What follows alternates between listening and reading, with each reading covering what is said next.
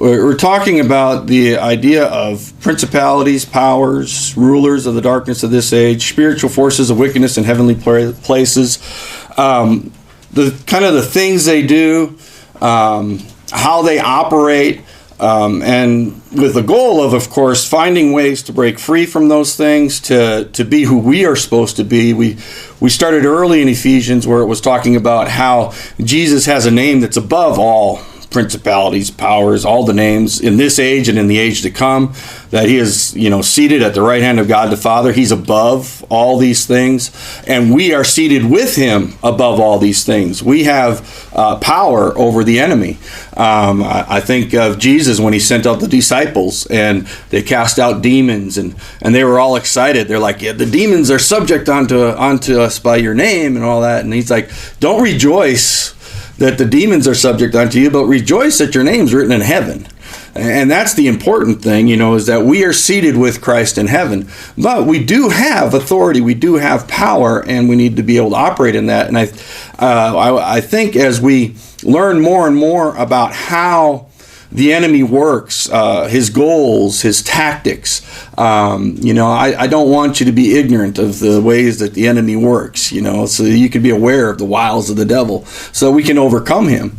As we learn more and more about that, we'll be able to walk more and more in victory and be able to help other people walk in victory and maybe be able to understand even why other people are in different situations that they're in. So Ephesians is going to be the background and has a lot of the information that we'll be looking at. But like last week, I was going back and looking at some of the ways that the enemy has been able to come in and take power, some of the ways that the enemy operates. Last week, we looked at Israel and how they didn't want God to be their king, but they wanted a king. They wanted a king like all the other nations, and they sure got him with Saul. And then you have where Samuel was telling them, when you have a king, he's going to take your sons and daughters away. He's going to put them in war.